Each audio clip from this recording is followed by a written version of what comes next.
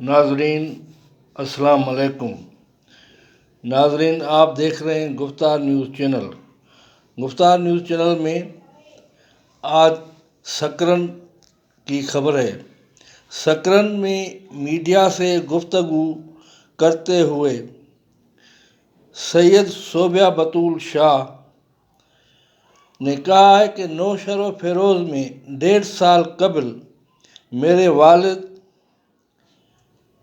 غلام مصطفیٰ شاہ اور چاچا محمد علی شاہ نے سخت تشدد کر کے دونوں ٹانگوں سے معذور کر دیا تھا، جس کا مقدمہ نوشہر و فیروز میں زیر سماعت ہے۔ سید برادری کی جانب سے میرے اور میرے والد چاچا کے معاملے پر سکرنڈ میں حاجی علی نواز چانجو کے پاس فیصلہ کرایا گیا۔ فیصلے میں غلام مصطفیٰ شاہ اور محمد علی شاہ کو مجرم قرار دیتے ہوئے 60 لاکھ روپے کا جرمانہ رکھا گیا۔ سید صوبیہ بطول شاہ نے کہا کہ فیصلے کو 1 مہینے سے زیادہ کا عرصہ گزر چکا ہے۔ جرمانے کے طور پر رکھی گئی 60 لاکھ رقم ادا نہیں کی جا رہی۔